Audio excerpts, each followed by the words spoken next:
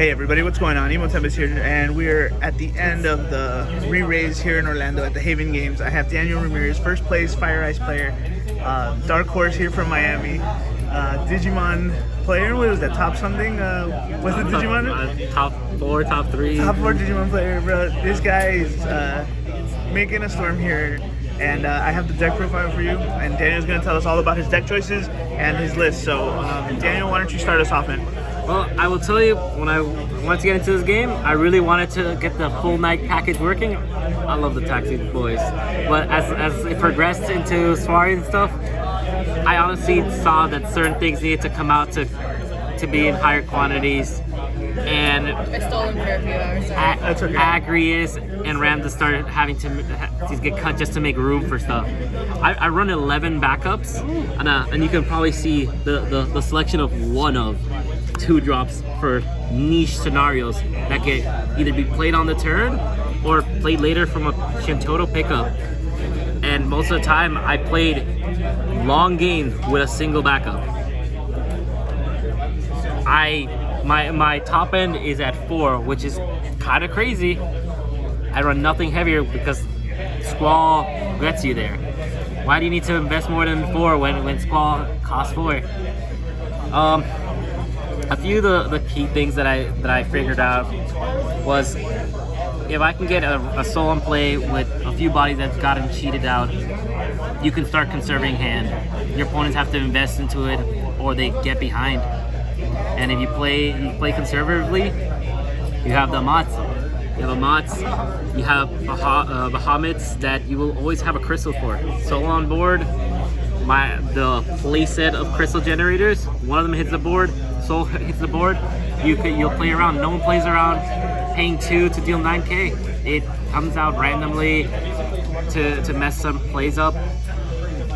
Many times, it's depending on how your opponent plays it, you lean into your 6 package to go value on them, having searches to pull out Celeste and then get lock online. You either decide start stripping their hand or just have lock as a discard bait and just play everything for 2. He's my backup. Honestly, the way I've been playing, lock getting pre-picked up, paying for everyone else to come out, it gets you there. Moreau grew on me. Right now this deck has access to about 3 quick cards that say I have haste for X reason and is very crucial.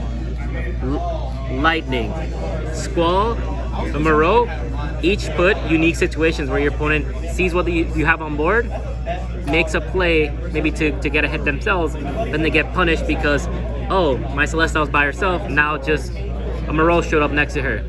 Dull freeze 2 backups, pitch 1, draw 2, 5 in hand, slowly clawing at their board while just staying safe.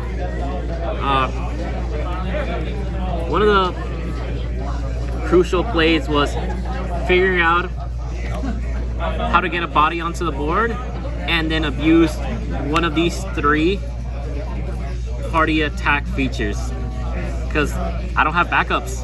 I'm not running backups, so either getting Celeste online to always giving me a card advantage back or slowing down certain decks, they need their backups. You lock them down, you get ahead, you stay ahead, and you're rushing them.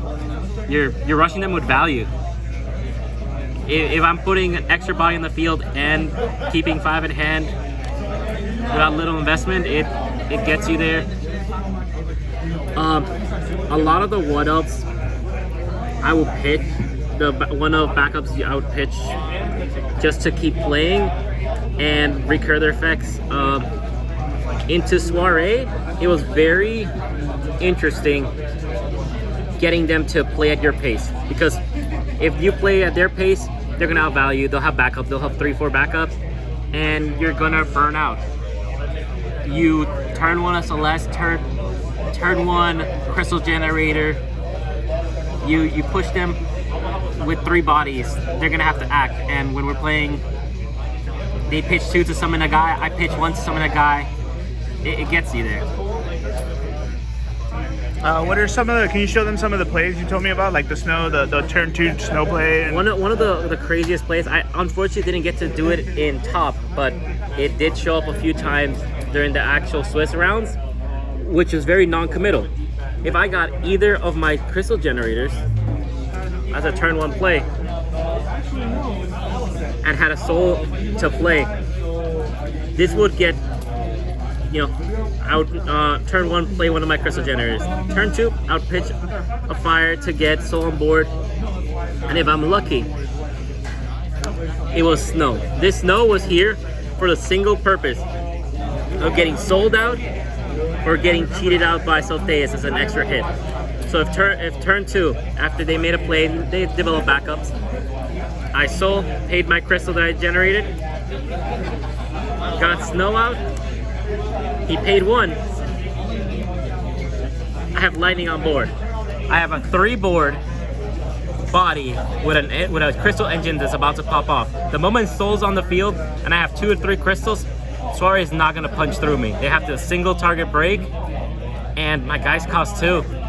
If they chose to break Soul, and now they were unlucky for me to have another Soul, Soul gets replaced, and he comes with a friend. And he comes with any of my 4 drops, even Shintoto. You outvalue them. The turn 2 play would leave me with a threat on board they had to answer immediately, and 4 cards in hand. And that got me there so many games, because even if they answer something on their turn to crack back, any play that involved a Moro, anything that had a party attack feature came in, I would start getting ahead. I would snowball out of control. Man, that's awesome. Can you tell me something about some of your matchups? Like, how many Suarez did you actually play throughout the day? It was actually very surprising. Day one, I went through 2 soiree. I beat one the first round. It was a very rough matchup, but I clawed it through. Second on, I think 6th round, I fought soiree again, and I could not get there. I lost to that gentleman. I found out very quickly that Soul was actually Soul in my deck. I saw 2 of that gentleman in my damage, and I lost. Luckily, I was able to make it. I was able to make it to day 2, and my first opponent was the first soiree I went through. And from then on, I apparently went through the ringer with soirees. I all in all, that was 4 soirees beat, 1 loss, and I ended up by the loss. I got the comeback and played the same gentleman and got to beat him down with my engine running. The moment I developed board and drew an Ahmad, I could comfortably just keep adding cards or start stripping from their hand, freezing things and just threatening, hey, do something soon or the game's gonna be lost. Awesome, man. Well, thank you so much. Why don't you show everybody the trophy real quick, and then we can round this up. Let's open this up. Let's open this lovely crystal up. Oh, while he does that, honestly, one of my favorite plays of watching him play was getting so many crystals from Soul and then just pumping so high that his forwards don't suffer from EX burst snapbacks. Like, that was... I will say there was a few sorry that were expecting their EX to get through, but apparently all you need is all your guys to be 12,000 plus. Yeah, and you squeak out of it. But so yeah, guys, this is go ahead. But well, here we go. We have this lovely. Shout outs to the Haven Games, and yep. Of course, I'm getting the glare, so let's go this way. There it is. Yeah. Daniel, congratulations, man. I really appreciate it. I'm happy. I'm happy that my Crystal Knight S deck got there, because first day there was a lot of people that did not believe crystals were a deck, and apparently it gets there. You can do it. So last question for you is what changes would you make, if any, and what deck are you going to continue to play this deck going down the road, or do you have something else in mind? I want to see what other Knight S support comes. I know that this deck is very linear. The reality is I can make intricate plays, but I played this deck is all value. I'm trading you in resources, board, or hand, depending on if you protect your hand to not get discarded. I start hitting your board. If you want to play on board, I strip away your hand and Shintoto's at 1. Like very cheap, efficient guys coming out. Changes. I definitely would touch into my one-ofs in the back. I was shocked. I did not believe that I could play through a lot of games with literally one backup. So many games I played with a single backup and it got me. It got there. I think Knight is the best crystal generator in my like. So many games where I'm like, I could just break him, tap, and my opponent's calculations of defense have just fallen apart. And most people are not ready to play a game with no backups. On changes, realistically, it's something I have a love-hate relationship with Onion Knight. He has shown up in my hand times that he could not be played because playing conservatively. But there's times where I am drawing and I'm hoping it's an Onion Knight, and he has gotten me there. He's the slot that I would move around more from my front to fit in different text for meta, but I'm unsure right now. Something I have to see in the future. All right, man. Well, Daniel, thank you so much, bro. Congratulations, everyone. Look at all these prizes. Great prizing. Obviously, the mat behind it. we can move these. And then the sleeves too. Sleeves. But yeah, guys, I will do my best.